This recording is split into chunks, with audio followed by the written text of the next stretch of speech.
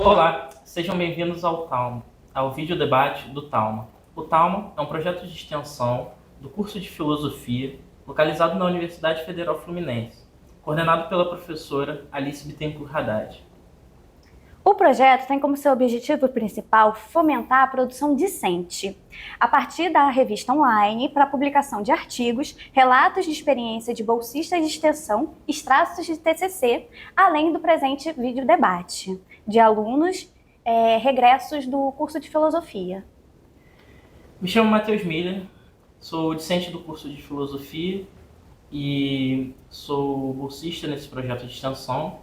Vou apresentar o seguinte vídeo debate com a Andréia Valadão. A Andréia também é graduanda do curso de Filosofia e é integrante do projeto de extensão.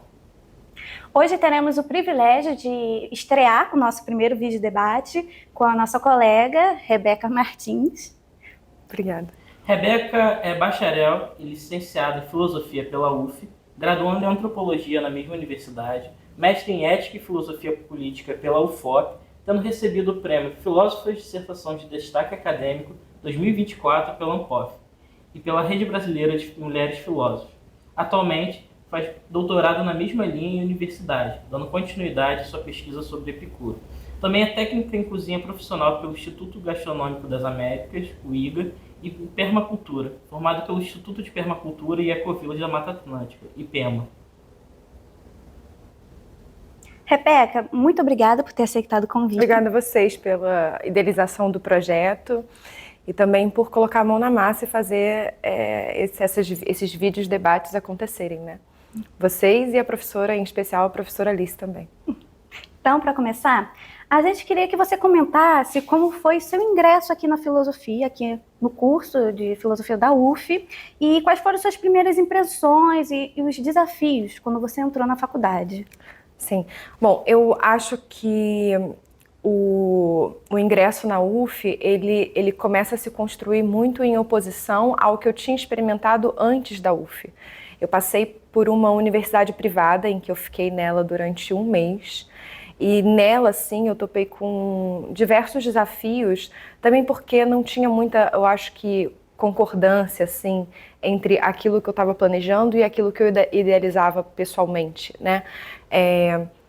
Eu enfrentava dificuldades com relação a pôr adiante essa graduação.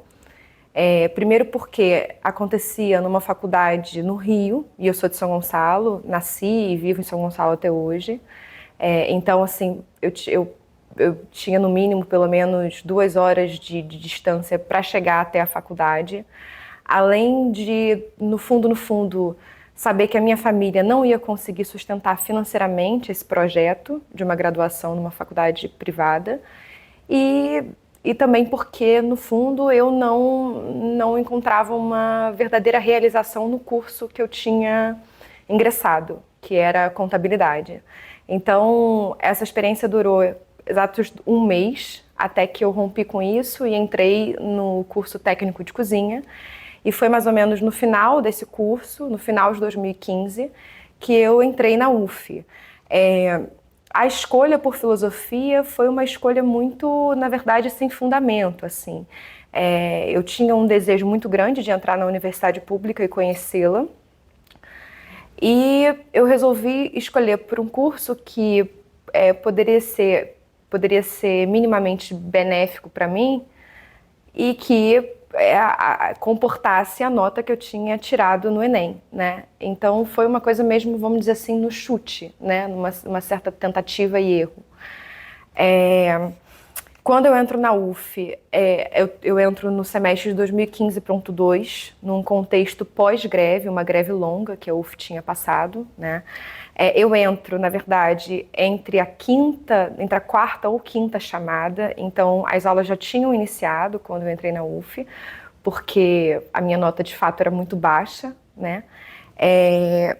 E assim que eu entrei, a primeira sensação que eu tive foi de um extremo acolhimento. Apesar de eu ter entrado atrasada em relação à minha turma, porque eu entrei então com uma semana já com uma semana de aula corrida, né?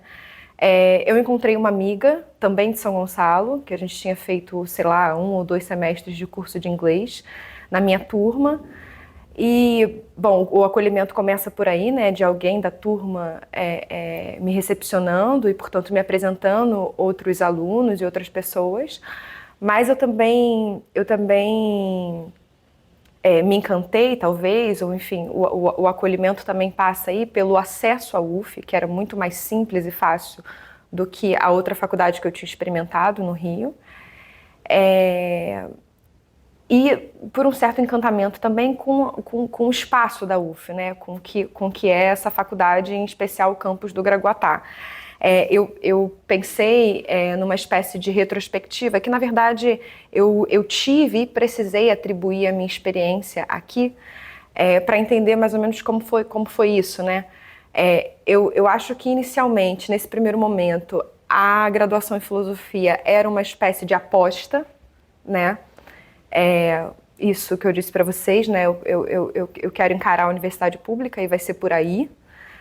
Depois, essa aposta é imbuída de um certo encanto pela faculdade e pela faculdade espaço e pela faculdade curso, né? Primeiro do ponto de vista teórico, porque eu sempre achei que o espaço do campus de Gragoatá se construía, apesar de fazer parte da cidade, se construía em oposição à cidade, né? Existe um teórico da Escola de Chicago, o Esa Park, que ele fala que os espaços comunitários eles se constituem por diferentes zonas de moral, por diferentes regiões morais, né? Então, acho que o campus do Gragoatá, ou a universidade pública como um todo, a UF, ela é até hoje um ponto divergente, ou pelo menos que diverge da moral que predomina na cidade, né? E aqui você encontra uma outra região, um outro campo, onde determinados debates e uma determinada organização política e pública diferente da cidade se organiza, né? Se estrutura, digamos assim. Então, eu acho que isso talvez foi a primeira coisa que me chocou, né? O fato da gente estar a 1.000 metros de distância da cidade já era o suficiente para experimentar um lugar completamente distinto, né? Do ponto de vista paisagístico, também foi um espaço que me encantou, porque a paisagem da UF se forma assim, né? Com essa quantidade variada de prédios que não são tão altos, né? Tem no máximo 5 andares, o que eu acho que faz total diferença, né? Para que a gente possa contemplar a paisagem de outras formas. Você tem um campus cujo jardim é completamente fecundo, e uma das margens desse jardim é propriamente a orla, né? A vista da Baía de Guanabara e a cidade do Rio de Janeiro. Então, de um lado, você tem um jardim que tem um pomar rico, né? Você encontra mais de 10 espécies frutíferas só nesse campus, mangueira, pitanga, pinha, espécies de plantas alimentícias não convencionais também, como cacau selvagem, costela de Adão, ervas como espada de São Jorge, colônia. Tudo isso, numa perspectiva jardínia, começou a me envolver, né? Então, de um lado você tinha esse jardim, pomar, de um outro lado você tinha a delimitação da Baía de Guanabara, né? Então, para dizer que eu acho que a UF, como um todo, foi se construindo como um cenário muito envolvente, né? E mais para frente, talvez assim no 4º período do curso, eu começo talvez a me desprender um pouco dessas ligações, vamos dizer assim, mais românticas, né? E começo a pensar, de fato, no porquê eu estou fazendo filosofia e especificamente para que serve filosofia, né? Então, eu lembro, anotei um trecho de uma obra do professor Celso e Luiz, daqui do do departamento, que tem o título Pra que Filosofia?, onde eles falam que nós que nos envolvemos com filosofia queremos primeiro saber para que serve a filosofia, seja lá o que ela for, né? Então, antes de perguntar o que é filosofia, a gente pergunta sobre a utilidade dela. E queremos saber, sobretudo, se ela paga e em que moeda ela paga. Então, acho que eu fui tomada, talvez, pela preocupação na metade do curso, quando eu me questionei se eu me manteria ou não nele, né? E isso acabou coincidindo com as minhas primeiras experiências de trabalho de pesquisa, né? Com a monitoria e com as iniciações científicas. O que fez, então, eu permanecer no curso. Conforme eu ia vendo que essa era uma possibilidade. Além disso, dessa retrospectiva assim, pessoal, né, outras coisas foram muito importantes para mim, assim, quando eu entrei nesse espaço, né, eu percebi que o capital cultural que eu tinha até então era completamente distinto daquele capital cultural que reinava na universidade, seja numa perspectiva geral, né, a universidade como um todo, ou na perspectiva filosófica, né, dos conteúdos, textos, autores e referências manipuladas pelos nossos professores em sala de aula, né? Tudo era, na verdade, uma grande novidade para mim. Então, foi aqui que eu conheci, por exemplo, o Graciliano Ramos, o poeta Augusto dos Anjos, a poetisa Sofia de Mello. Foi aqui que eu ouvi falar sobre os primeiros textos. Foi aqui que eu tive contato com os primeiros textos de filosofia, porque filosofia ainda era uma disciplina que eu não me envolvia tanto na época da escola. Na verdade, eu nunca tive uma relação muito positiva com o estudo. Eu estudava mais por necessidade do que por vontade e prazer, né? Então, no contexto da universidade, eu pude reverter essa lógica, né? E começar a me envolver com algo que fundamentalmente me interessava. Na verdade, o envolvimento com a filosofia recuperou uma certa nostalgia da escola, porque talvez se eu tivesse estabelecido uma relação mais positiva com o conhecimento, eu com certeza teria aproveitado mais e melhor a minha experiência no ensino fundamental e médio, né? Então, eu começo a conhecer a história da filosofia, começo a conhecer as tradições de interpretação, começo a conhecer as obras canônicas e me encanto também pelo nosso departamento, né? Apesar do departamento, naquela época, ser majoritariamente formado por professores homens, havia ali, em 2015, 22 professores ativos, entre eles, 2 eram professoras mulheres, né? Isso dá um pouco menos de 10%, vamos dizer assim, do programa, do departamento, né? Mas depois isso começa a mudar. 3 anos depois a gente tem a professora Mariana. Não, desculpa. As 2 professoras que já estavam no departamento eram justamente a Mariana e a Tereza, né? 3 anos depois entra a Alice e a Júlia. Então isso cresce, mas coincide justamente no momento em que eu já estou saindo, né? Mas o mais importante disso é que, naturalmente, a gente se apega a alguns professores mais do que outros em razão das disciplinas e dos assuntos que eles abordam, né? Então, já nesse início, eu me envolvi inteiramente no primeiro período com a filosofia da natureza e a filosofia grega, por causa do professor Fernando Muniz, que deu aula aqui e saiu 1 ano depois, se eu não me engano. Depois, eu me envolvi também continuando ainda nessa área de filosofia antiga e grega, eu conheci os professores helenistas Belintani e Celso. Celso depois vem a ser o meu orientador de monografia, né?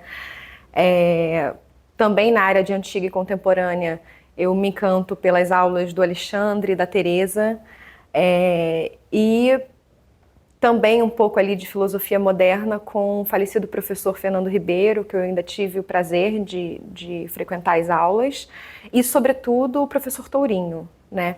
Então, isso, acho que depois do 5º período, né, a relação com a filosofia começou, na verdade, a ser orientada pela minha relação com os temas das disciplinas ofertadas, né?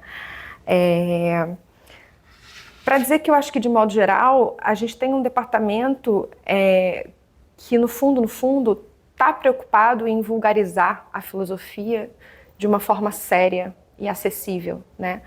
E acho que eu pude ter esse tipo de experiência e absorver dela, talvez, os melhores sintomas, vamos dizer assim, né? As melhores consequências. Que bom, né, Rebeca, que você teve um certo trauma, né, com a filosofia. Super. E graças a isso a gente pode acompanhar o seu trabalho hoje, né, o desenvolvimento do seu trabalho. Você comentou sobre algumas políticas de permanência, né, como a monitoria e a bolsa de iniciação científica. De que modo elas contribuíram para o seu percurso e desenvolvimento na academia? Eu já poderia dizer que, assim, certamente a minha permanência e o meu envolvimento, pensando numa linha contínua com a filosofia, dependeu da minha ligação a esses projetos de pesquisa e de docência, né, como é o da monitoria. Eu começo com um projeto de monitoria, na verdade, no 4º período, justamente por um grande envolvimento com uma disciplina que eu deveria, na verdade, uma disciplina que eu adiantei no 2º período, mas que era uma disciplina de 3º período, Epistemologia 1, onde eu conheci o professor Tourinho. Nós estudamos ali o pensamento moderno e 2 métodos de explicação para a aquisição do conhecimento, o racionalista e o empirista, lendo os autores como Hume, Descartes e Bacon também.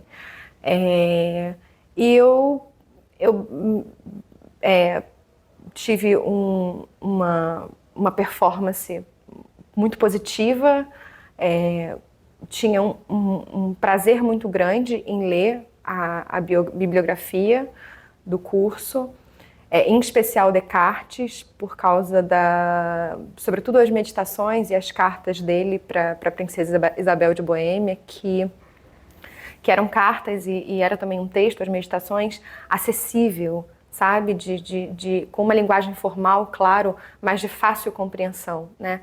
E eu acho que, sobretudo por causa disso, eu acabei me envolvendo efetivamente com esses autores. E, inclusive, a ponto de pensar que esse seria o meu tema, que talvez Descartes seria o filósofo, né, central para a escolha, e definidor para a escolha do meu tema de estudos da monografia. Então, logo depois dessa disciplina, abriu o processo seletivo de monitoria. Eu estava nesse período de, vamos dizer assim, crise, né, de saber se eu permaneceria ou não no curso.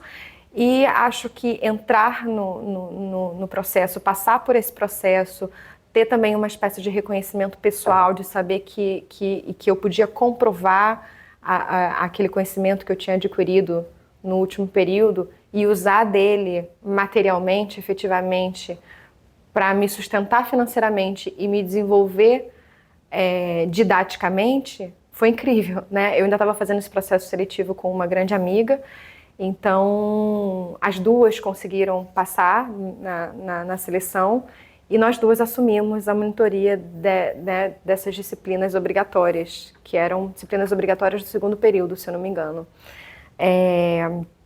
Foi interessante também porque depois disso teve uma espécie de boom, assim. Eu acabei me envolvendo com a rede Emancipa, que é uma rede de educação popular. Comecei a dar aula de filosofia como professora voluntariada para o pré-vestibular, perto da minha casa, num bairro vizinho ao meu, em São Gonçalo.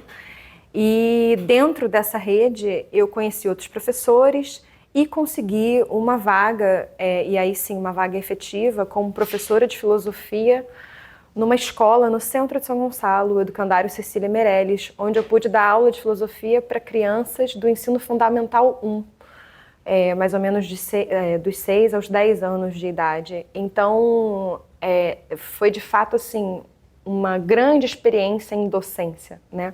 Essa entrada no trabalho de monitoria e esses vínculos com o pré-vestibular e com a escola, né?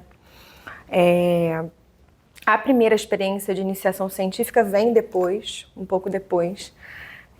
Eu começo a estudar Nietzsche com a professora Teresa, um pouco influenciada pela pesquisa de uma amiga também minha, que já trabalhava com a Teresa. e também por uma disciplina que eu tinha feito com a professora sobre Nietzsche, em especial sobre o Assim Falou Zaratustra. Foi o que a gente estudou nessa disciplina. A gente, bom, eu não sei, essa experiência, na verdade, foi bem desafiadora para mim no que diz respeito à leitura de textos e à produção de resultados da pesquisa, né? E, portanto, a produção de fichamentos e uma síntese desses fichamentos. Primeiro porque, diferente da monitoria, eu estava lendo muito mais os comentadores e intérpretes de Nietzsche do que Nietzsche propriamente.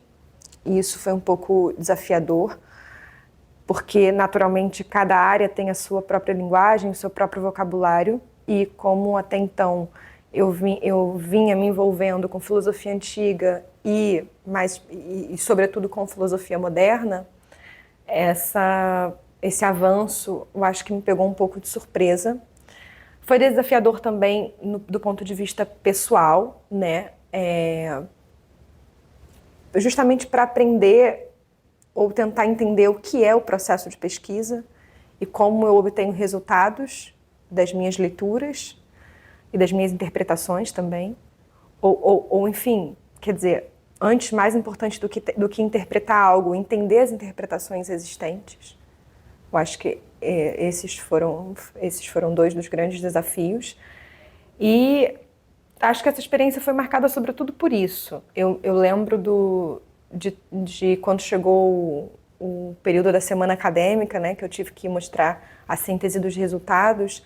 Eu estava tão insegura daquilo que eu tinha produzido que eu lembro que a banca me fez uma pergunta em que eu sabia a resposta, sobretudo porque nessa época uma das coisas que mais me ajudou foi uma disciplina que eu fiz com o professor Vladimir, onde aí sim a gente leu O Nascimento da Tragédia e debateu sobre os princípios apolíneo e dionisíaco em Nietzsche.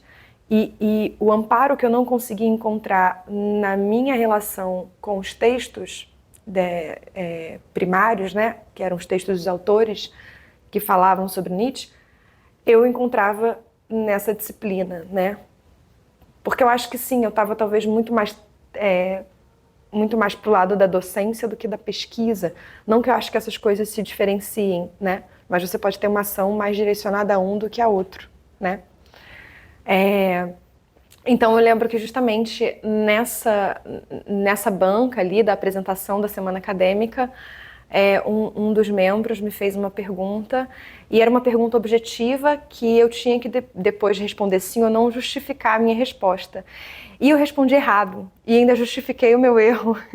E 5 minutos depois, assim que eu saí ali da frente, né, porque também foi a minha primeira apresentação pública, até então eu só tinha apresentado seminários em sala de aula, né, então ali foi uma apresentação para um público diferente e sobretudo erudito, né, porque na verdade a plateia eram os professores e os seus respectivos orientandos, né, de iniciação científica, então tinha toda aquela tensão, né. E isso, 5 minutos depois eu percebi que eu tinha falado a maior bobagem do mundo. Mas digo isso para mostrar o quanto que o nervosismo interfere na nossa relação com o conhecimento, né? E com a produção dele em determinados momentos, sabe? E aí, depois de passar por essa iniciação científica, vem o meu segundo e último trabalho de pesquisa dentro da graduação em filosofia, que já estava dentro da égide, assim, da monografia, né? Na verdade, em algum momento, eu já ali, trabalhando com Nietzsche, eu rompo com a ideia de fazer de Descartes um tema de monografia. Já tenho contato com a permacultura, que a gente vai poder falar melhor em algum momento, né? E retorno ao meu interesse em filosofia antiga e, sobretudo, filosofia da natureza, né? Ou melhor, talvez, né, o tema da natureza entre os antigos. E ali eu já começo a ter também uma espécie de interesse pelo período helenístico, que, dentro das disciplinas que eu fiz na graduação, era mais mencionado do que tratado, né? Até que então, no início de 2018, eu faço uma disciplina de Filosofia da Natureza 1 com o Celso, em que ele trabalha a obra De Rerum Natura de Lucrécio, que foi um epicurista já da, vamos dizer assim, da terceira geração de epicuristas, um epicurista romano, que já se diferencia da primeira geração, aquela grega, né, ateniense. E ali eu consigo ter um contato maior com o que é o epicurismo, um pouco já assim curiosa em saber as diferenças entre o epicurismo e o estoicismo, porque o interesse pela filosofia helenística em si vinha de um ideário, de uma máxima que ficou muito presente assim na minha vida, que era, olha, a partir do período helenístico, o foco da filosofia recai quase que completamente para dentro de si mesmo. Quer dizer, a filosofia não se constrói mais circunscrita à polis, né? Ao espaço público, quer dizer, sobretudo por causa do desmonte desse espaço público, né? Com a morte de Alexandre o Grande. E aí eu queria saber, enfim, como que essas diferentes filosofias e escolas do período helenístico, como a cínica, a estoica, a cirenaica, a epicurista, se diferenciavam entre si. E nessa disciplina a gente conseguiu, acho que o Celso conseguiu estabelecer isso muito bem, de modo que eu me reconheci muito mais, quer dizer, eu reconheci que meu interesse estava muito mais na filosofia epicurista do que estoica. E vi ali no Celso alguém que poderia me instruir nesses estudos, né? Então, assim que acaba a disciplina, eu digo para ele que tenho esse interesse em continuar trabalhando com ele esse tema e pergunto, né, se ele aceitaria ser ou não o meu orientador de monografia. Ali a gente já começa a discutir textos, sobretudo um texto de um pesquisador chamado Pierre-Marie Morel, onde ele estuda o conceito de comunidades humanas, porque já ali também eu começo a ter interesse, sobretudo no jardim, no fato de que essa grande distinção entre a filosofia epicurista e estoica, né? O estoico permanece na praça pública, permanece na ágora, na cidade, enquanto que o epicurista tem a necessidade de sair dela, de ir em direção às margens, né? Então eu queria entender o que provocava esse movimento, né? Por isso eu paro nesse artigo do Pierre-Marie Morel sobre as comunidades humanas, em que ele tenta explicar talvez os agregados humanos, vamos dizer assim, enquanto uma terminologia ética, em comparação aos conglomerados atômicos, um elemento propriamente físico, quer dizer, um elemento que faz parte da física atomista de Epicuro. Com isso, eu já estou envolvida no trabalho de monografia e surge a possibilidade de iniciar uma iniciação científica com o Celso, e, sobretudo, a possibilidade de ser financiada enquanto eu termino a minha pesquisa, né? Enquanto eu realizo e termino a minha pesquisa. Então, o Celso consegue uma vaga dentro do grupo de pesquisa dele e me insere como bolsista FAPERJ, né?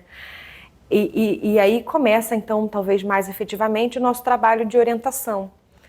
E ele sempre como essa figura preocupada em ter bolsistas que estão recebendo para trabalhar. Um pouco por entender que isso faz a completa diferença no que diz respeito à dedicação, né, de nós para com a pesquisa. Isso foi muito importante, porque o início do meu TCC coincidiu também com o início da pandemia, né? Então, eu lembro que na época da pandemia eu ainda consegui o auxílio financeiro, então uma renda completava a outra, né? O auxílio financeiro e o trabalho de pesquisa, né? De modo que eu fui uma das poucas pessoas que teve o privilégio de continuar o seu trabalho, mesmo quando as coisas pareciam estar arruinadas, e estavam, né? Em determinados aspectos. Bom, enfim, essa experiência de iniciação científica fez toda a diferença do ponto de vista da formação e, sobretudo, da conclusão do curso. do ponto de vista financeiro também, e incidiu diretamente no trabalho de pesquisa, né? Sei lá, pela primeira vez eu estruturo um projeto, né? E sou autora dele. Pela primeira vez eu leio, com o auxílio do meu orientador, textos de bibliografia estrangeira, né? E assim a gente começa a desenhar o que depois vem a ser o trabalho de TCC, né? O resultado do trabalho de TCC. Vou aproveitar um pouquinho esse seu gancho, que você falou da natureza dos antigos, do epicurismo. Eu queria que você também falasse um pouquinho a importância de Diógenes Laércio para o estudo sobre a filosofia epicurista e a defesa da doxografia enquanto uma metodologia de pesquisa. A obra de Diógenes Laércio, a gente já tem contato, assim, quer dizer, você começa a estudar filosofia antiga, é impossível não topar com essa obra em algum momento, né? Apesar de não ser a primeira referência para os filósofos clássicos, como Sócrates, Platão e Aristóteles, é uma grande referência para os filósofos pré-socráticos e também para o período helenístico, né? Então, eu acho que começo a ter contato com essa obra em disciplinas do Marcos Reis, do professor Belintani. O Marcos Reis, infelizmente, eu só tive uma disciplina com ele na época da graduação, que já foi no final dela, quando eu já tinha definido o meu tema de TCC, mas que foi ótima, onde a gente estudou a cosmologia estoica, né? E usamos em demasiado a obra do Diógenes, né? Mas, assim, conforme... eu sei também que a própria Alice usa muito dessa obra nos cursos, porque tanto a Alice quanto o Marcos, eles deram cursos de filosofia antiga em que abordavam as escolas helenísticas, né?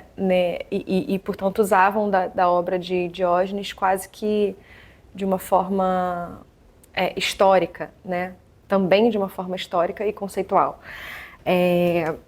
Mas eu acabo usando do Diógenes como a minha grande bibliografia primária, porque o meu interesse pelo tema da filosofia como modo de vida, ou como eu ouvi uma professora recentemente falando, a professora Carolina, a filosofia gestual, né, que é feita que se estrutura por gestos e práticas,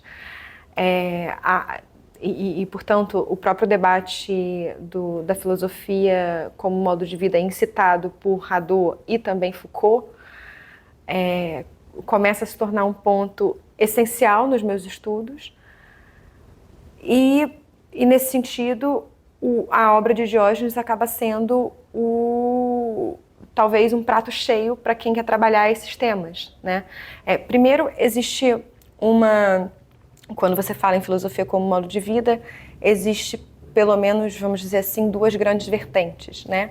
Aquela de Hadot e aquela de Foucault. E Hadot, de alguma forma, se opõe ao que o Foucault propõe, né? Porque quando o Foucault pensa, de alguma forma, a natureza humana, ele pensa a nível de...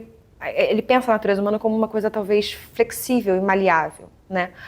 Como se fosse possível pensar numa espécie de criação e invenção do humano na relação com a sua própria natureza, né? Enquanto isso, Hadot, um pouco mais alicerçado aos antigos e sobretudo aos filósofos helenísticos, pensa a relação do humano com a natureza numa dinâmica de reconhecimento e readaptação, né? Então não tem muito essa ênfase na criação, mas na compreensão de algo que existe, que já existe, que a gente precisa somente se reaproximar. Então, óbvio, eu parto mais para essa linha, né, de pensamento de Hadot e tento encontrar no texto biográfico e doxográfico a possibilidade de definir o que é um modo de vida epicurista, né? Então, apesar de, acho que, sei lá, esses professores que eu citei, eles foram muito importantes para me fazer entender que a obra de Diógenes é uma obra confiável, efetiva, porque, por outro lado, existe também uma grande quantidade de pesquisadores que tomam a obra de Diógenes como um compilado de fofocas, né? Quando, na verdade, ele não é somente um historiador, mas, de fato, um doxógrafo, alguém que se deteve à opinião de determinados filósofos e registrou essas opiniões e registrou também as referências biográficas desses filósofos, de modo que a gente pode manipulá-las de uma forma também filosófica, para dizer que a biografia dos filósofos também é um conteúdo filosófico, né? Então, assumir isso e defender isso foi uma etapa muito importante da minha pesquisa, né? Para poder lidar, então, com essa bibliografia primária, que é o texto de Diógenes. Em especial, o que acontece com o livro 10, que é onde Diógenes, que é o último livro do Diógenes, e onde ele dedica o seu estudo, né, a sua compilação única e exclusivamente a Epicuro, é que existe ali uma espécie, eu diria assim, de miscelânea de referências, né? Na verdade, muitos filósofos, muitos historiadores e doxógrafos estão falando e estão por detrás do discurso do próprio Diógenes, né? Então, talvez a principal característica desse autor do século III depois de Cristo é que ele teve acesso a obras e textos filosóficos que não chegaram até nós. Então, ele cita, por exemplo, obras de epicuristas como Hermarco de Mitilene, fala pelo menos de 4 obras dele, obras que ele seguramente teve acesso e estavam conservadas no momento em que ele estava escrevendo. Algumas obras de Metrodoro de Lampsaco, pelo menos 10 obras que ele menciona. Fala também de outras obras que a gente não teve acesso, como do ex-epicurista Timócrates ou do platônico Heráclides. Fala do texto de outros biógrafos antigos, como Sótion de Alexandria e Diócles de Magnésia, ou mesmo de historiadores como Dionísio de Halicarnasso. Muitas dessas cidades hoje fazem parte da atual Turquia, mas o mais importante é que Diógenes teve contato com elas e as compilou também na sua própria obra biográfica, né? De modo que você tem acesso a diferentes autores a partir das referências que ele traz e dos textos que ele constrói, né? Além disso, foi ele que preservou a maior parte das obras que a gente tem de Epicuro, né? Então, um autor que está no século III depois de Cristo tem preservado 40 sentenças ou fragmentos de Epicuro e mais 3 cartas e um testamento, né, de Epicuro, um autor do século III antes de Cristo. Né? Esse papel de preservação é muito caro, porque Epicuro foi um filósofo muito fecundo. Diógenes chega a dizer que ele escreveu mais de 300 obras, e grande parte do que chegou até nós vem justamente pela preservação desse doxógrafo, né? Inclusive, ele traz trechos de cartas que não chegaram até nós na íntegra, né? Como cartas de Epicuro a mulheres epicuristas, como Temista e Leôntio. Por fim, o trabalho de Diógenes mostra que a biografia e a paisagem sob a qual uma filosofia se estrutura é também filosófica. E eu gosto de citar isso e mencionar sobretudo um autor, um antropólogo britânico chamado Tim Ingold, que eu tive contato com os textos dele recentemente. São textos ótimos, mas no meio disso eu li uma coisa muito curiosa, em que ele define a antropologia como uma filosofia com gente dentro, né? Que eu acho que talvez para qualquer filósofo seja um absurdo de definição, porque não existe filosofia sem gente. E quando a gente está falando de uma filosofia gestual, são as pessoas e as gentes envolvidas nessa filosofia que praticam os gestos que caracterizam aquela filosofia, e não só isso, os gestos que de alguma forma expressam os princípios filosóficos de uma determinada escola e, portanto, de um determinado mestre escola, né? que fundou aquele pensamento em específico, que é justamente o que acontece com a filosofia de Epicuro. E é por isso que a biografia é um documento que, na minha pesquisa, faz parte da bibliografia primária. Isso não acontece em Platão, por exemplo, mas é muito comum entre os cínicos, no caso das anedotas, né? É importante tê-las como material filosófico, né? Com isso, eu acho que, encarando essa obra, um determinado tipo de método de pesquisa foi começando a se construir, né? Na graduação, a minha pergunta maior era por que essa escola epicurista precisava também ser uma comunidade, né? Quer dizer, por que os epicuristas da primeira geração precisaram viver essencialmente em comunidade, com outros epicuristas, né? Com pessoas que pensassem tal como eles.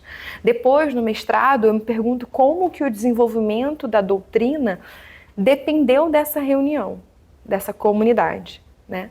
E no doutorado, eu penso como que determinadas práticas que são derivadas dessa convivência entre os epicuristas podem contradizer determinados princípios éticos teóricos que foram perpetuados ali antes da própria convivência, né, efetiva dentro da comunidade. Porque os epicuristas já conviviam sobre outras configurações, né, antes de viverem no mesmo lugar, né. Para dizer que a relação com o texto de Diógenes, em especial com o livro 10, mostra que o epicurismo e, portanto, os registros do modo de vida jardíneo também têm o seu lugar nas raízes de uma filosofia da paisagem e de uma filosofia da performance na antiguidade. É bom você tocar nesse assunto sobre a questão do jardim enquanto espaço, né, de convivência. Os epicuristas, como era o jardim? Era um lugar de aprendizado? Era um lugar também de convívio? Os epicuristas passavam tempo integral? Ou era mais como um liceu ou como a academia de Platão? Como funcionava assim, a dinâmica do jardim? E queria saber também se a gente poderia entender o jardim como uma metáfora no interior das relações sociais, né? Da prática mesmo até de uma ética epicurista. Aí eu queria saber um pouco de você sobre isso. Também é interessante pensar sobre essa ética na contemporaneidade. Isso. Interessante. Existem definições mais técnicas de jardim ou de escola filosófica, antes de pensar no jardim propriamente, né? A própria Marilena Chauí, no livro que ela tem de Introdução à História da Filosofia às Escolas Helenísticas, que é um livro de 2010, ela mostra que, no caso das filosofias helenísticas, uma escola filosófica é sempre uma hairesis, uma espécie de instituição social. E aí eu cito a própria Marilena, definida por um modo de vida praticado pelo seu fundador e pelos seus membros. E, ao mesmo tempo, é também uma escolé, um lugar onde uma determinada filosofia se desenvolve e portanto, é ensinada e propagada, né? Então, nesse sentido, você já pensa numa escola filosófica como não só um lugar de ensino, mas também de moradia. No caso do epicurismo, isso é mais evidente ainda, né? De forma mais específica, por exemplo, as autoras e pesquisadoras Julie Giovattini e Annette Giesecke, elas chamam o jardim respectivamente de tebaida, como uma espécie de retiro, e de salvaguarda. E o professor Marcos Figueira, que é tradutor e especialista em Epicuro no Brasil, vinculado ao FRN, chama o jardim de uma espécie de universo restrito, né? E, enfim, a grande pergunta é por que isso acontece, né? Uma das primeiras instruções éticas de Epicuro é a do late biosas, que eu traduzo como viver despercebido, né? E que tá melhor e mais explicada na Sentença Vaticana 58, quando ele diz que é preciso liberar-se a si mesmos dos afazeres rotineiros e públicos. Ou seja, é preciso sair do espaço público em direção a um lugar restrito, privado, né? E isso está diretamente ligado ao cálculo dos desejos em Epicuro. um cálculo instruído pela frônesis, pela sabedoria, onde Epicuro questiona, ou primeiro, antes de questionar, investiga quais são os diferentes tipos de desejos que imperam na vida humana. Então, ele realiza uma distinção dos desejos e pensa em 3 tipos de desejos. Os naturais necessários, os naturais não necessários e os não naturais nem necessários, né? O primeiro tipo deles, que são os naturais necessários, dizem respeito aos desejos mais básicos aos humanos, como, por exemplo, a fome, a sede, o abrigo, né? São desejos que nós temos e que, se nós não realizamos, isso pode comprometer a nossa própria saúde e, em suma, a nossa própria vida, né? Então, nós precisamos nos concentrar em realizar esses desejos da forma mais simples possível, né? Sentir fome, eu como um pedaço de pão, eu sinto sede, eu bebo um copo d'água. Esses mesmos desejos, porém, também podem ser realizados e satisfeitos de uma forma não necessária, né? Eu sinto sede e, ao invés de tomar uma água, eu opto pelo vinho. Eu sinto fome e, ao invés de comer um pedaço de pão, eu opto por ambrosias. Existe, portanto, a possibilidade, isso é considerado por Epicuro, né, de variar a supressão desses desejos, mas ela precisa ser feita com muita cautela e cuidado, porque a variação da supressão de desejos naturais podem causar perturbações, podem levar ao vício, né? Então, é preciso ter muita cautela. O problema maior, na verdade, está no terceiro tipo de desejo, que não são nem naturais nem necessários, e dizem respeito à fama, ao desejo pela fama, ao envolvimento político, ao desejo pela riqueza. Tudo isso são desejos entendidos como Epicuro como vãs, né? Irreais, falsos, porque vêm de opiniões vazias e falsas. E que, apesar de você realizá-los e sentir um determinado prazer, logo esse prazer é substituído por uma grande perturbação. Portanto, nós não devemos realizar esses desejos. Na verdade, nós devemos rejeitá-los, recusá-los e nos afastar de todo e qualquer lugar onde a realização deles impera, né? Que é justamente o caso da cidade. Como eu disse, Epicuro é um autor do século III a.C. O seu momento, assim, o momento de fecundidade da sua filosofia coincide com a morte de Alexandre o Grande. Então, coincide com as disputas no interior do que foi a polis grega, né? Já que os generais de Alexandre acabavam enfrentando uma série de diversos conflitos com a intenção, então, de tomar o poder, né? E alguns tipos de discursos eram utilizados para manipular o dia a dia e o comportamento dos viventes que ainda permaneciam na cidade, né? Então perpetua-se ali uma crença de que, por exemplo, os deuses seriam capazes de fazer coisas boas para quem é bom e coisas más para quem é mau. A possibilidade da morte se torna um grande castigo divino e também um objeto de ameaça, né? Que, portanto, os próprios generais utilizavam para manipular as pessoas. E Epicuro entende que, dentro desse espaço, a sua filosofia não pode se desenvolver, né? Justamente porque ali, e aí utilizando também um termo do professor Marcos Reis, existem pessoas de caráter distintos, né? E isso atrapalha o fluxo de um desenvolvimento filosófico, quando não há convergência de pensamento. Ou conveniência mútua, que também é uma tradução proposta pelo professor Marcos para Ofélia, que é um termo muito caro à filosofia epicurista. Então, Epicuro preconiza uma espécie de êxodo urbano, né? Uma saída da cidade em direção às margens. Ele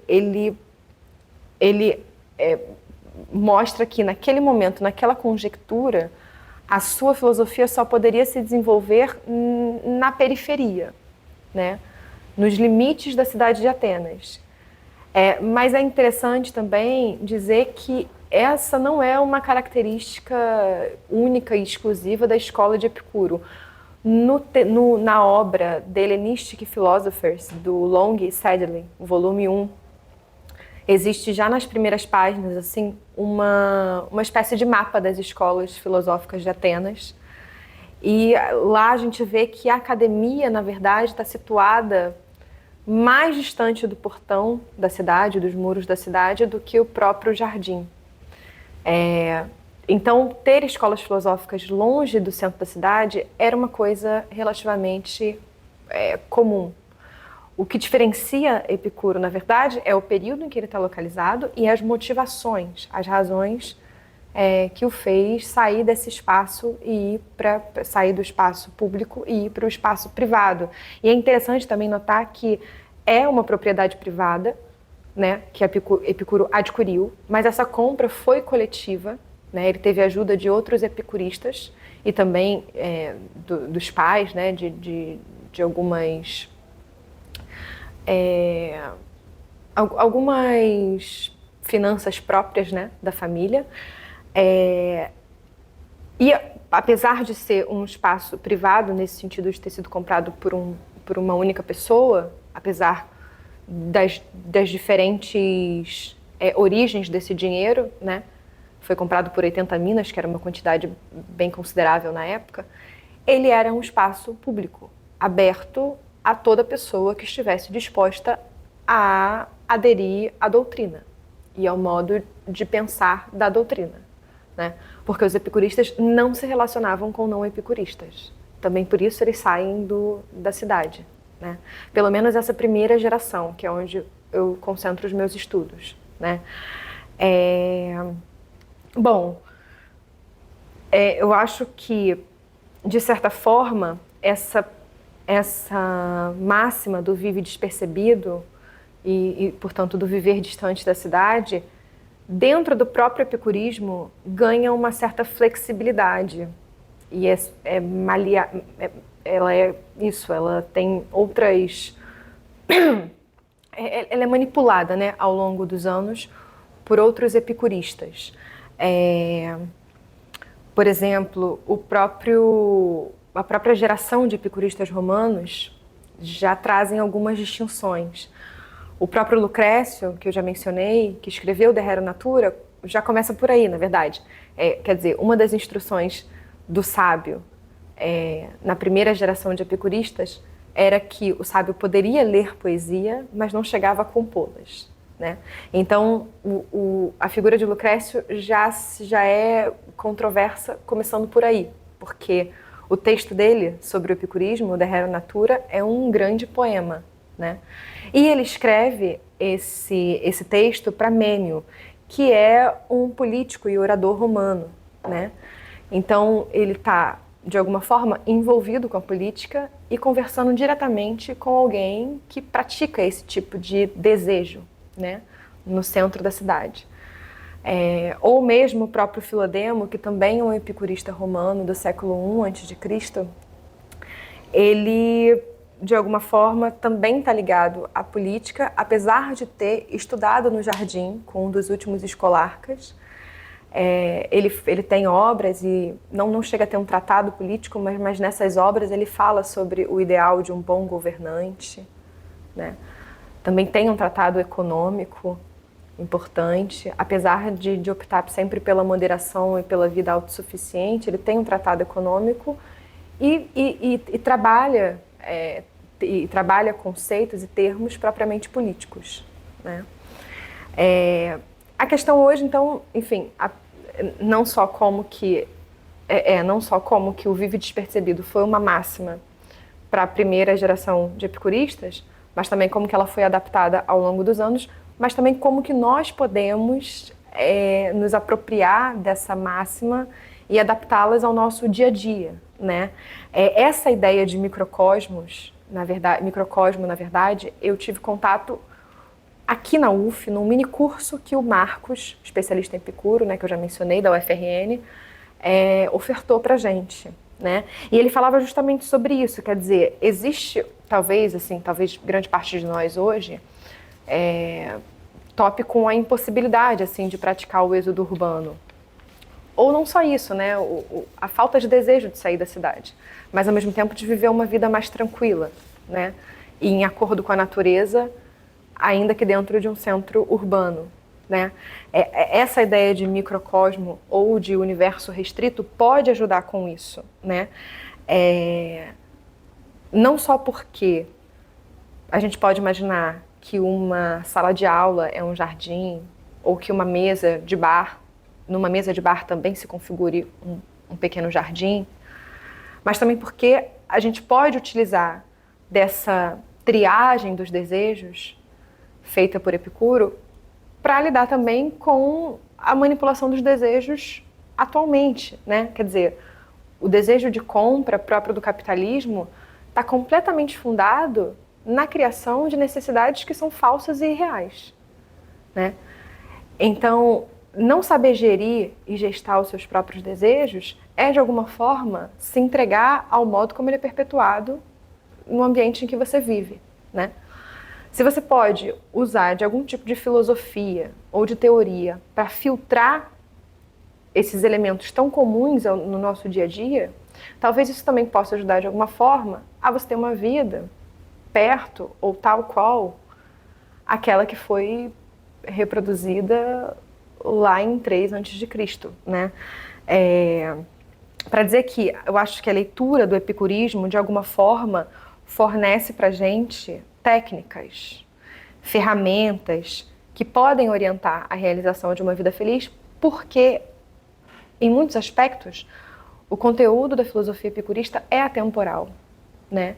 E não só isso, ele também reconhece, o próprio Epicuro reconhece que a sua produção filosófica é contextual, né? De modo que não parece tão problemático que o epicurismo tenha sofrido tantas adaptações ao longo dos anos, né? Justamente porque é uma filosofia que entende que pensamentos são desenvolvidos em determinados espaços, em determinadas regiões, com determinadas pessoas e determinados problemas e contextos históricos distintos, né? Enfim, mas o mais importante é que a gente possa utilizar isso dentro de um contexto urbano, né? Afinal, também isso, o jardim se constrói em oposição à imagem, à paisagem da cidade, de modo que não existe jardim sem cidade, né? Então é claro que a gente pode pensar em pequenos jardins, talvez metafóricos, menos físicos e mais emocionais e psicológicos, dentro da nossa convivência, né? Nos espaços. Eu gosto muito de uma definição do Foucault, num texto que ele tem chamado Dos Espaços Outros, onde ele diz que o jardim é a menor parcela do mundo, então é a totalidade do mundo. O jardim desde o início da antiguidade, isso nas palavras dele, uma espécie de heterotopia feliz e universalizante. Bem interessante que você tocou no tópico assim, de modo de vida, os modos de vida que os jardins eles propunham, né? Você tem uma formação na permacultura, você já tinha citado anteriormente, que eu acredito que tem quase que uma relação entre tanto a permacultura com essa proposta dos jardins. Você enxerga também se dá para relacionar, pegando a nossa contemporaneidade, essa ideia da permacultura como um jardim de puro? Eu acho também importante comentar um pouquinho sobre permacultura para o nosso telespectador também.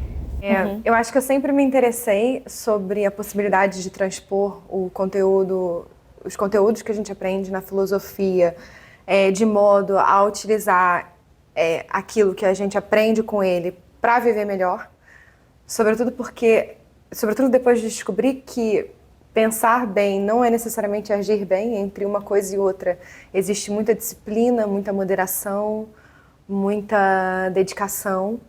E nesse sentido, eu acho que, pensando nisso, né, num esforço para agir filosoficamente, eu acho que os conteúdos da filosofia como um todo nos ajuda com isso. E estarmos aqui hoje, olhando para a tradição filosófica, é também uma espécie de dádiva e privilégio, porque a gente pode montar, eu acho, uma espécie de mosaico ou uma certa colcha de retalhos com aquilo que mais e melhor cabe dentro das nossas necessidades, né? Então eu diria, sei lá, para instruir a minha relação com os desejos e com a moderação, eu posso usar de Epicuro. Para compreender o tempo e valorizá-lo, eu posso usar de Nietzsche. Para uma ideia de Deus, eu posso me valer de Spinoza. Para cuidar do corpo, dos ensinamentos de Hipócrates, e por aí vai, né? Para dizer que eu acho que existe exatamente uma espécie de privilégio, né, nosso, diante disso que é os grandes conteúdos de filosofia, né? Disso que são os grandes conteúdos de filosofia. No meio disso, a permacultura aparece como um elemento a mais, né? Em princípio, a permacultura significa cultura da permanência, um pouco um conceito que já se opõe à ideia de obsolescência programada, que a gente já está muito acostumado a ver e também conviver, né, no nosso dia a dia, sobretudo a partir dos objetos e coisas que nós consumimos, né? É uma espécie de filosofia, mas também é uma ciência da grande área de ciência socioambiental, que foi desenvolvida na década de 70 por dois australianos chamados Bill Mollison, um biólogo, e um designer chamado David Holmgren. Eles basicamente identificam que a construção, a atuação e a vivência dentro de espaços autossustentáveis tornou-se uma necessidade para o humano, né? E que para a gente realizar esse tipo de coisa, a gente precisa ter acesso a alguma metodologia que possa sintetizar e reunir os conhecimentos necessários para essa vida acordada aos padrões da natureza e propriamente sustentável. Então, eles constroem uma obra em que eles reúnem diversos conhecimentos populares e científicos, de modo a criar um mapa de instruções para uma vida mais autárquica e também frugal. Então, dentro da permacultura, você tem um compilado de conhecimentos acerca da horticultura, da agrofloresta, da bioconstrução, da gestão de energias e recursos renováveis, que você pode, quer dizer, que foram sintetizados, em princípio, para serem dispostos em um espaço rural, adquirido por alguém ou por uma comunidade de pessoas, para que a gente possa, então, estruturar esse espaço desde o princípio, de uma forma orgânica, né? Isso, ao longo do tempo, ganha alguns traços de adaptação, e você já pode falar, por exemplo, hoje em dia, numa permacultura urbana, né? Em como ter espaços autossustentáveis dentro de uma metrópole, de uma cidade, né? Em princípio, um conceito em especial já tinha um paralelo muito grande com a filosofia epicurista, que é o conceito de leitura de paisagem para os permacultores, que nada mais é do que, assim, efetivamente, a leitura de paisagem significa que aquele que deseja construir um determinado espaço deve permanecer pelo menos 1 ano naquele espaço para poder entender melhor o fluxo, as mudanças, o desempenho de todos os elementos naturais ou não que compõem aquela paisagem a qual ele quer habitar, né? No epicurismo, a gente tem uma investigação da natureza muito parecida com essa leitura de paisagem, mas que, na verdade, é fundamentalmente atomista e diríamos, para usar um termo atual, materialista, né? Em que Epicuro admite que, para viver bem e acordado à natureza, é preciso antes conhecer a natureza, reconhecer os seus padrões e então adaptar-se a eles. É quase que uma leitura de paisagem, digamos assim, né? Só que com um fundamento propriamente filosófico, né? Em vista de uma vida feliz. Além disso, os 4 valores centrais da permacultura, que são cuidado com o meio ambiente, cuidado com o outro, redução de consumo e partilha dos excedentes estão completamente ligados a princípios básicos do epicurismo, como o da amizade, porque para o epicurista, como diria Tom Jobim, é impossível ser feliz sozinho. Além disso, o ideal de vida no jardim, de comunidade, o ideal de moderação dos desejos e de autossuficiência, e, sobretudo, o ideal de uma vida frugal, né? Tudo isso também faz parte da base do que seria o epicurismo, né? Nesse sentido, essas duas filosofias, a permacultura e o epicurismo, tendem a uma convivência e a um viver comunitário, né? A diferença é que a vida e a convivência no jardim tomava como comunidade os seres humanos, única e exclusivamente, né? Na dissertação, por exemplo, eu mostro como que isso acontece, né? A comunidade epicurista é primeiro construída por uma espécie de sociabilidade, um elemento, vamos dizer assim, remoto, virtual, porque acontecia e se dava a partir de duas atividades específicas, que eram as viagens que Epicuro realizava para visitar os seus discípulos, sobretudo para as cidades de Mitilene e Lampsaco, também Colofon. E depois que ele realizava essas viagens, e durante também, né, era comum que ele trocasse correspondências com outros epicuristas. Então, a sociabilidade filosófica, em específico no epicurismo, é constituída por essas atividades de viagens e visitas e trocas de correspondências e cartas, onde os conteúdos filosóficos e doutrinários são compartilhados com os outros membros dessa doutrina, né? Depois disso, alguns anos depois, essa convivência que era remota se torna propriamente física, né? Justamente com a fundação do jardim, da comunidade do jardim, onde os epicuristas podiam agora praticar as atividades derivadas de um pensamento filosófico tal, né? E aí, também na dissertação, eu mostro que as atividades que orientavam essa convivência diziam respeito ao ensino de filosofia, que acontecia de forma... quer dizer, tinha uma espécie de... acho que um dos melhores termos é o termo da senioridade de ensino. Os conteúdos filosóficos eram sempre passados dos mais velhos para os mais novos. Isso poderia acontecer por meio de fragmentos, escritas de fragmentos, máximas ou cartas, pela leitura dessas cartas de forma conjunta, ou simplesmente pela conversa desses conteúdos, também de forma conjunta dentro do jardim. É interessante porque o próprio Epicuro não vivia dentro do jardim. Ele vivia numa casa à parte, no Demo de Melita, ou Melito, onde, muito provavelmente, os seus companheiros em filosofia, os epicuristas mais velhos, chamados de categemones, o acompanhavam, e também o acompanhavam e também estudavam e produziam obras ali dentro. E esses categemones eram os responsáveis por passar os conteúdos da doutrina aos epicuristas que estavam no jardim, né?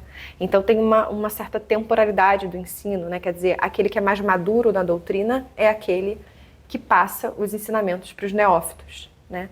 Epicuro, ele mesmo, não parece ter tido contato direto com os epicuristas mais novos do jardim, né? Apesar de frequentar o jardim.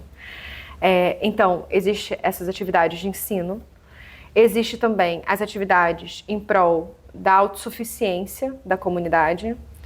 Os epicuristas cultivavam a terra, plantavam aquilo que comiam, e uma autora chamada Giulia Giovattini chega a sugerir que eles vendiam os excedentes dessas produções e isso era convertido em rendas para o jardim. Dentro também dessa ideia de autossuficiência, Epicuro era contra a comunhão de bens, porque ele achava que isso podia causar inimizades, ou seja, problemas entre os amigos. Então ele dava e dispunha materialmente de tudo aquilo que era necessário para que os epicuristas pudessem viver bem, né? Comida, bebida, abrigo e condições básicas para o ensino e estudo da doutrina, E além dessas duas atividades, então, de ensino e autossuficiência, a gente também tem uma série de atividades de celebração que aconteciam dentro do jardim, algumas em função do aniversário de alguns grandes epicuristas, outras relativas a certos cultos fúnebres que eram feitos em homenagem aos pais de Epicuro, e uma outra dela muito importante, o 20º, que era uma celebração feita sobretudo em prol dos epicuristas. Começou como uma celebração em prol da memória de Epicuro, em prol da memória de Metrodoro, e depois em prol da memória de Epicuro, e depois virou uma espécie de cerimônia muito comum, até mesmo entre os epicuristas romanos. No caso da permacultura, essa estrutura comunitária é distinta, porque quando você pensa numa comunidade permacultural, você não pensa necessariamente num compilado de pessoas, assim, uma agregação de pessoas, né? Uma comunidade permacultural pode ser uma única pessoa, o seu terreno e a vida feroz. Vida feroz. Então, uma comunidade permacultural pode ser formada por uma única pessoa e a vida feroz, que na verdade esse termo é um termo usado pela Anna Tsing, uma antropóloga, e ela mostra isso, como que na verdade a paisagem natural é uma paisagem multiespécie. E o permacultor, ele considera isso, né? O ser humano é um elemento do seu sistema autossuficiente e sustentável, mas também as minhocas, as galinhas, o solo, as energias dispostas naquele terreno também fazem parte dessa comunidade. Então, nesse sentido, até mesmo por ser uma ciência de cunho biológico, a permacultura se distancia muito do epicurismo, né? No que diz respeito ao conceito de comunidade. Mas, por outro lado, existem muitas proximidades, né? E o fundamento é o mesmo, né? Que é propriamente a vida sustentável, ou autossustentável, autárquica. Né? Vou aproveitar que você comentou um pouquinho da sua dissertação, que você realizou lá no UFOP, que é a Universidade Federal de Ouro Preto, que foi com ela que você recebeu o prêmio de Mulheres Filósofas, da ANPOF. E então eu queria saber como você percebe o desafio e a importância de ser uma mulher pesquisadora em um campo ainda pouco explorado, que é o epicurismo. Bom, sobre a presença das mulheres na filosofia, de pesquisadoras mulheres na filosofia, eu acho que inicialmente o cenário é muito desmotivador, né?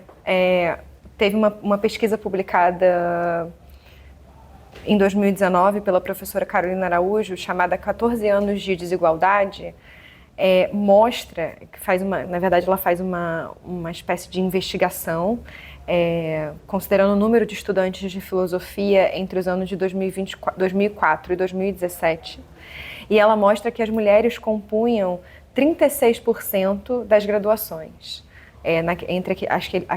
entre esses anos, né? E isso acaba decaindo mais de 15% ao longo da pós-graduação, né? De modo que lá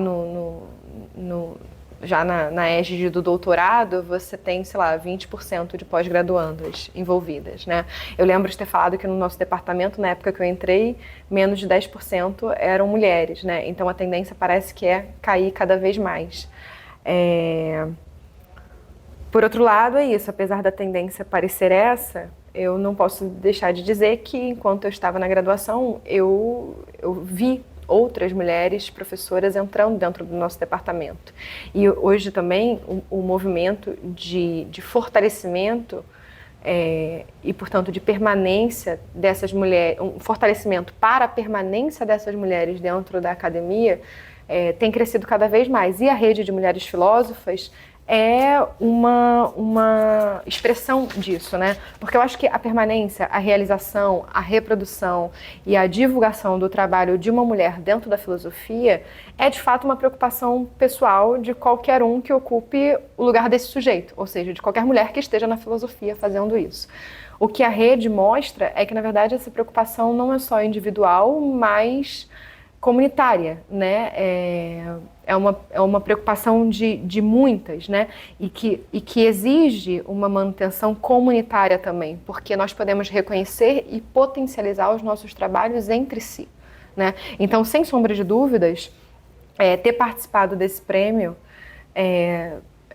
poder representar o meu programa de pós-graduação da Universidade Federal de Ouro Preto, do lado de mais 33 estudantes de mestrado, ou mestres, né, já estavam formadas, de outros 33 programas do Brasil, já foi ali um ato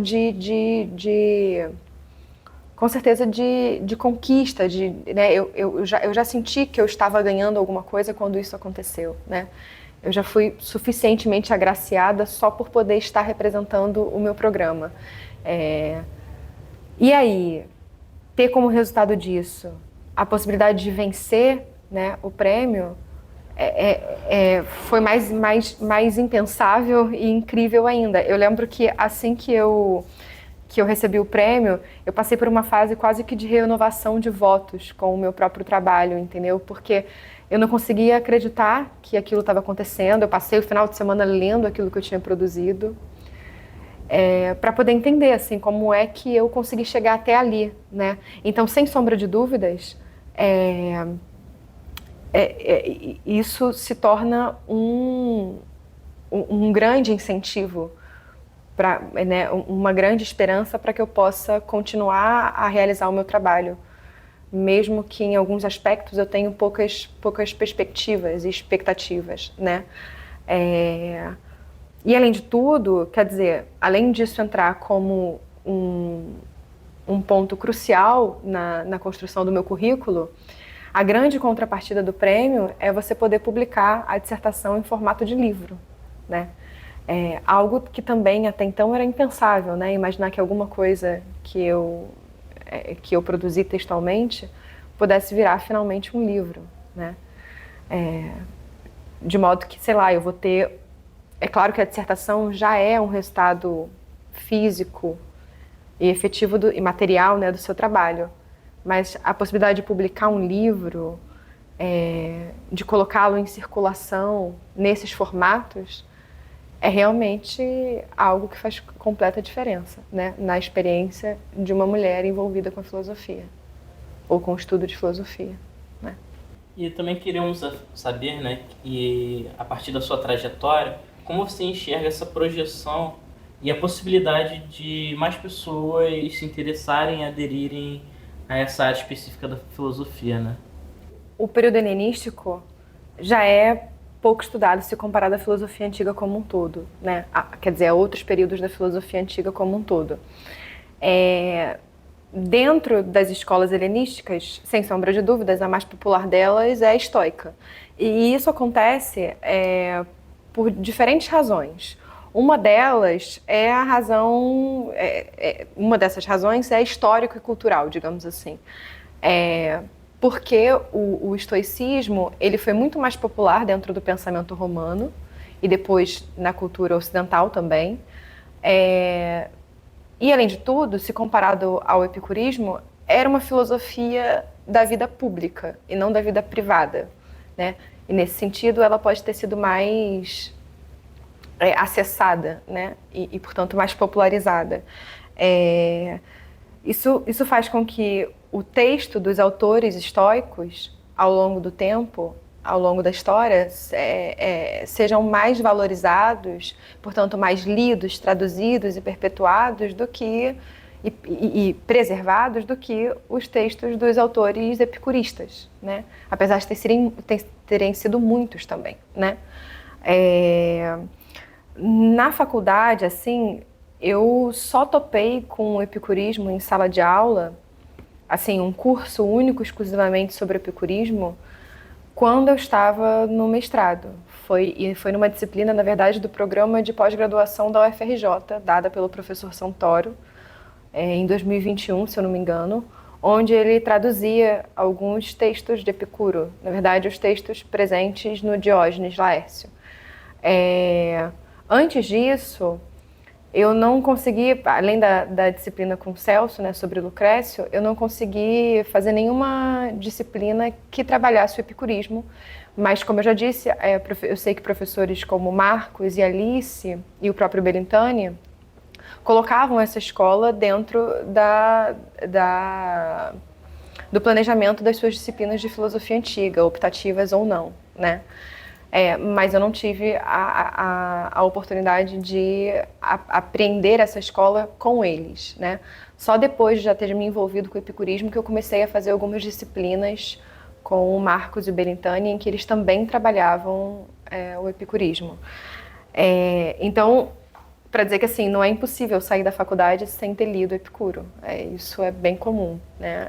E não é exatamente visto como um problema dentro da graduação em filosofia. Por outro lado, né, se na docência, na sala de aula era assim, isso também acabava se refletindo, ou um refletia o outro, dentro das produções de pesquisa em filosofia helenística no Brasil, né? Porque até agora nós temos dois grandes nomes de professores aposentados, que é o João Quartim de Moraes, da Unicamp, e o Miguel Spinelli, da UFSM. E, atualmente, nós temos dois professores ativos, que também são tradutores de Epicuro, especialistas, o Marcos e a Maria Cecília, o Marcos da UFRN e a Maria Cecília da UFABC. É impressionante, assim, quer dizer, só você poder contar nos dedos a quantidade de pesquisadores envolvidos com um autor de filosofia antiga é algo realmente raro, porque se você for pensar nos estudos de Platão, Aristóteles e Sócrates, é inconcebível colocar os pesquisadores especialistas em uma única mão, né? Mas no caso do epicurismo como acontece. E isso também se desdobra para outras escolas do período helenístico, que também não são tão estudadas quanto os estoicos, como os cínicos e os cirenaicos, né? Para dizer que é um problema mesmo do período, né? Ou da área de filosofia helenística. Com isso, há não só poucos pesquisadores, mas uma série de temas que não foram explorados nacionalmente, né? Como, por exemplo, os problemas dos desejos naturais e não necessários em Epicuro. Dentre eles entra o tema do casamento, o tema da alimentação mais suntuosa e sofisticada, né? Por que o epicurista, apesar de indicar uma vida simples e frugal, aceita e é conivente com a sofisticação desses mesmos desejos, ou seja, como que Epicuro pode ter permitido algo para além da frugalidade, da simplicidade dentro da doutrina. Esse é o meu tema de doutorado, né? Mas outros temas também, como a economia em Epicuro ou a presença de mulheres, que também toca o meu trabalho de doutorado, é algo pouquíssimo explorado. Recentemente, no ano passado, na verdade,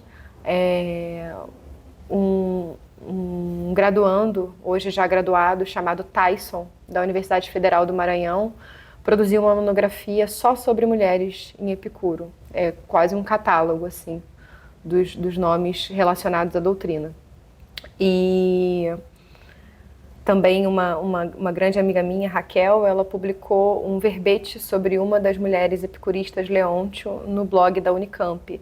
Então, vão surgindo pesquisas em torno desse tema, mas ainda são poucas, principalmente se a gente compara as produções que estão mais ligadas aos filósofos mais tradicionais na filosofia grega. Aproveitando o que você comentou sobre a questão da presença das mulheres no Jardim de Epicuro, é que quando a gente escuta sobre o Jardim de Epicuro, sempre vem a questão de uma presença das mulheres, né, dentro dos jardins e de escravizados. E no segundo colóquio da helenística, intitulado Epicurismo e Ceticismo, realizado em 2024, na UFOP, você apresentou uma comunicação intitulada A Partilha da Sabedoria Epicurista, Inclusão ou Exclusão das Mulheres. A gente queria saber o que ativou a investigar essa presença, ou também a ausência das mulheres no Jardim de Epicuro, e de que forma essa questão se relaciona com o ideal epicurista de comunidade e partilha do saber. A motivação para essa pesquisa foi o próprio trabalho de dissertação, né? Em especial por causa de 2 temas. A sucessão hereditária é um tema importante dentro da primeira geração de epicuristas, porque você tem determinados núcleos principais que formam essa filosofia. A filosofia epicurista é uma filosofia de estrangeiros. Apesar do Jardim ter sido fundado em Atenas, Epicuro, antes disso, tentou fundar escolas filosóficas em Mitilene e Lampsaco. Não foi um empreendimento muito bem sucedido, então ele passa para Atenas em 306 a.C. Com isso, muitos estrangeiros vão morar no Jardim e viver dessa filosofia, né? Então, quando você olha para a primeira geração, você vê um núcleo ateniense, que é esse propriamente de Epicuro, porque há indícios de que a mãe e o pai de Epicuro se envolveu com a doutrina ativamente, né, enquanto discípulos.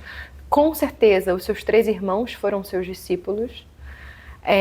E, por outro lado, existe um núcleo lampsaquiano, bem fecundo, com muitos filósofos. Aliás, grande parte do dinheiro que fez com que o Jardim pudesse ser adquirido veio de filósofos lampsaquianos. E, portanto, desse núcleo, né? E a esse núcleo são somados pelo menos o nome de 8 mulheres diferentes, que também estão em diferentes posições, digamos assim. Além do grupo também mitilênio, onde você encontra 1 ou 2 mulheres também associadas ao epicurismo. De modo geral, há mais de 14 nomes de mulheres associadas ao epicurismo, muito mais do que qualquer outra escola filosófica antiga, inclusive os pitagóricos, que são famosos por terem mulheres na escola, né?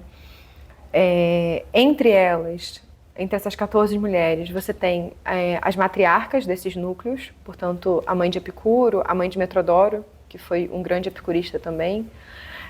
Você tem uma série de cortesãs, esposas, uma mulher na posição de concubina, uma criança e uma escrava. No contexto do mestrado, apareceu talvez a segunda motivação, né? Porque além dessa, que é a compreensão da sucessão hereditária, também tinha isso, atestar que essas mulheres existiram historicamente dentro desse núcleo e, portanto, na antiguidade, também me fez perguntar o quanto que elas eram ou não reconhecidas como sábias filósofas. Porque, como eu já disse, para estar no Jardim, você precisava pensar tal como Epicuro, né? Ou tentar pensar tal como ele, para dizer que você precisava operar de acordo com a doutrina. De modo que estar no Jardim já era agir filosoficamente. Então, toda e qualquer pessoa cujo nome está associado a essa comunidade pode ser vista como um adepto da filosofia, né? Se isso faz dele um filósofo, um sábio, é uma questão, né? Naturalmente, a relação entre o epicurista e a filosofia faz dele um sábio, né? Agora, você não tem o nome dessas mulheres associado ao adjetivo sábia, né? Mas a gente já pode partir do pressuposto de que elas tinham contato com a filosofia, porque você não podia estar dentro do Jardim sem ter contato com a filosofia epicurista.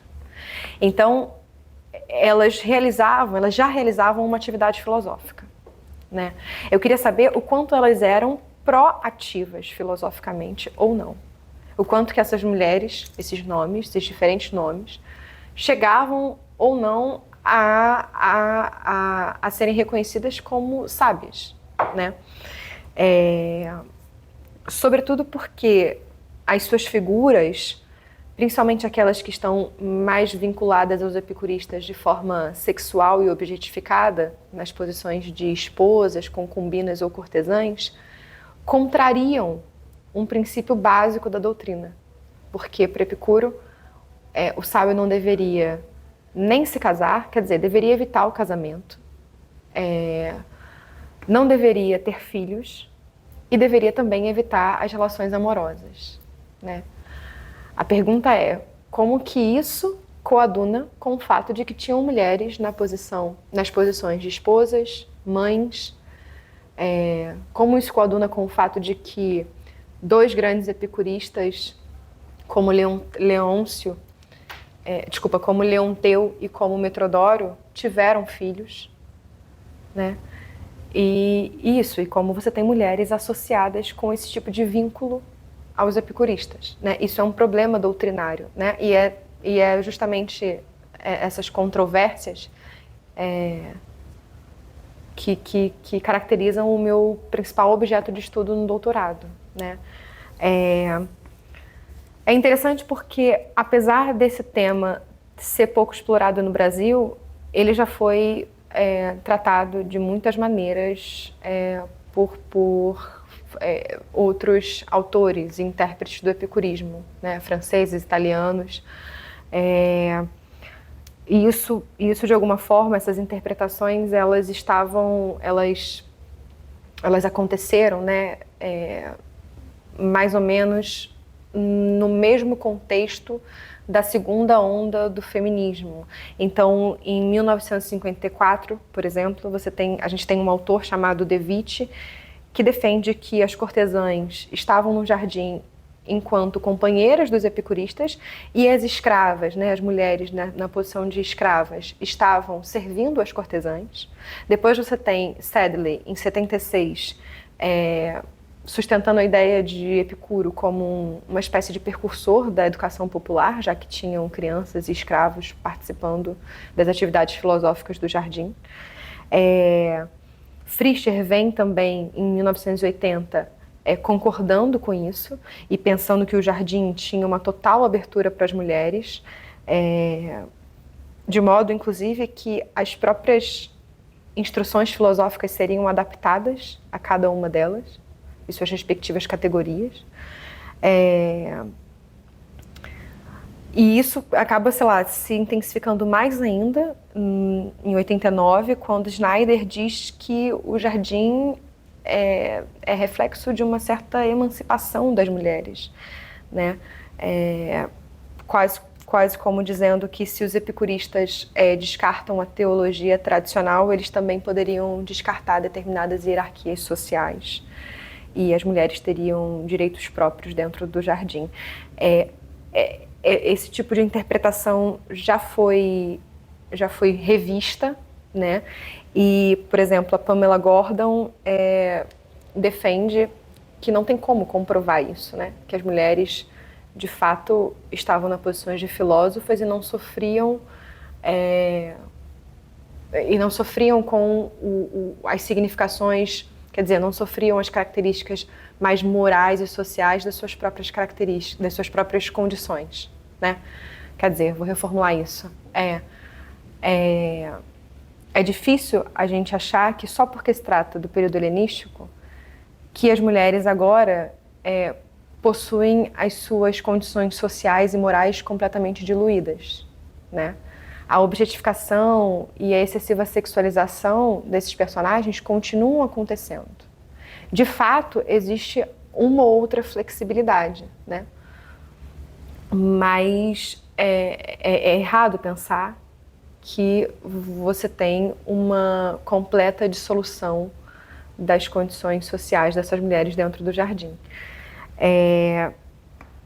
No trabalho que eu apresentei no colóquio, que foi um trabalho também derivado do Aporia, e depois apresentado num outro encontro do nosso grupo de pesquisas em filosofia antiga da UF, o Aporia, eu tento concluir o seguinte, que determinadas mulheres, a gente pode distinguir dois grupos de mulheres dentro do jardim. Aquelas que estão associadas aos epicuristas por razões hereditárias e formais, né, que são as mães, as esposas e as concubinas. Elas, talvez pela proximidade que elas têm com os categomones, sob esse vínculo formal, elas parecem ter experimentado mais e melhor as atividades filosóficas, ao ponto, por exemplo, de existir a informação de que Leôncio, que foi a concubina de Metrodoro, escreveu uma obra contra Teofrasto, sucessor de Aristóteles no Liceu, né? Ou, por exemplo, de que Temista, que foi a mulher de Leonteu, esposa, também produzia muitas obras e escrevia em grego ático.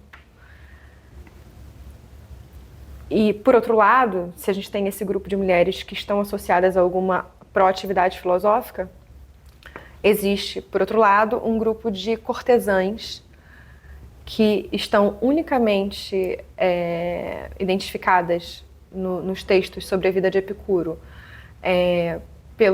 por uma espécie de objetificação sexual, e a elas em nada são atribuídas atividades ou proatividades filosóficas, né? Essas mulheres não aparecem associadas a nenhum tipo de produção filosófica, a escrita de um texto ou a algum encontro relativo ao ensino de filosofia. Elas não são mencionadas como pensadoras em cartas, né? Diferente desses outros grupos de mulheres. Para dizer que o que se conclui disso é que o Jardim, apesar de ser distinto em muitos aspectos, se comparado a outras escolas filosóficas, ele também tem os seus dados de segregação interna, né? De modo que, sei lá, algumas mulheres são mais associadas à filosofia e à proatividade filosófica do que outras. E isso perpassa pelo fato delas serem mais formalmente ligadas aos epicuristas e mais objetificadas sexualmente por eles. Rebeca, muito obrigado pela explanação sobre essa questão. E para finalizar, eu queria que você dissesse uma direção para quem está começando a estudar filosofia antiga hoje, e sendo mais específico para quem está começando a estudar o epicurismo hoje. Sim, obrigada a vocês pela entrevista, foi uma experiência ótima, está sendo uma experiência ótima. Eu diria que quem se interessa por filosofia antiga, primeiro eu convidaria ao estudo dos filósofos helenísticos, Epicuro, os cirenaicos, os cínicos, porque é um campo muito pouco explorado no Brasil. Nesse sentido, eu acho que é vantajoso porque, além de ser também, sendo um campo pouco explorado, é um campo menos minado e você tem uma liberdade maior de produzir pesquisa, de produzir questões e talvez, talvez uma chance maior de sucesso no sentido de recepção da sua pesquisa e da sua produção, porque porque tem poucas coisas na área, né? É uma área que precisa de pesquisadores, né? A minha experiência na pós-graduação, no programa de pós-graduação da UFOP, ressaltou isso, assim, talvez em sua máxima potência. O programa é um programa relativamente novo. Ele surgiu em 2006 com uma única linha de pesquisa, que é Estética e Filosofia da Arte, que é a linha de pesquisa da Andrea, né? E só 10 anos depois, em 2017, eles implementam outras linhas de pesquisa, incluindo filosofia e ética política, que é onde grande parte das pesquisas de filosofia antiga se inserem, né? Só em 2018 eles começam a ter os primeiros estudantes. Então, quando eu entrei em 2021 na UFOP, eu olhei para uma linha em que os professores de filosofia antiga eram somente 2, né? Claro, tem um ou outro que também fala de temas antigos, mas naquela linha específica eram somente 2 professores que podiam orientar o meu trabalho, né? E professores que estavam sedentos por alunos que tivessem pesquisas na área de filosofia antiga, né? Em especial, nesse caso, no período helenístico. Então, eu acho que o fato de ter poucas pessoas envolvidas já deve ser um fator que contribui para a presença de novos pesquisadores na área, né? porque você entende que você está produzindo alguma coisa que precisa, e não necessariamente mais do mesmo, né? E por outro lado, claro, eu acho que toda filosofia tem, todo estudo filosófico tem a sua contrapartida emocional, psicológica e, portanto, afetiva, né? Mas eu não sei, parece que quando a gente pensa em viver prazerosamente, viver bem e feliz, a gente pensa sobretudo em filosofia helenística, né? Então, as chances de você ter um envolvimento pessoal e se realizar não só profissionalmente, mas emocionalmente com o estudo de uma dessas doutrinas é muito grande, né? E acho que é algo que deve ser explorado, né? Porque o estudo precisa de afeto. E não só de afeto, também precisa de dinheiro, né? E eu acho que nesse sentido o estudo no campo de filosofia helenística pode ser muito fecundo. Então, obrigada novamente, Rebeca. Agradecer também ao Matheus pelo convite, que eu sou voluntária no projeto. Agradecer à nossa coordenadora, que também é responsável pelo projeto em si, a professora Alice Haddad. E agradecer ao nosso telespectador que assistiu até agora. Esse foi o nosso vídeo debate piloto. Essa iniciativa, assim, nova, né? Uma coisa que não teve antes aqui na UF. Eu também queria agradecer, claro, ao André pela parceria de sempre, e como também o Chif por ceder o espaço, e também a Proex pela concessão da bolsa, né, de extensão, na qual sou bolsista. Então, gente, eu queria pedir para vocês seguirem nossas redes sociais. O Instagram é @Revista Talma, no YouTube Revista Talma, e acompanhar as novidades do nosso site. O site vai estar no link da bio, né? O link do site. Então é isso, gente. Vemos vocês nas próximas publicações e até logo. Tchau!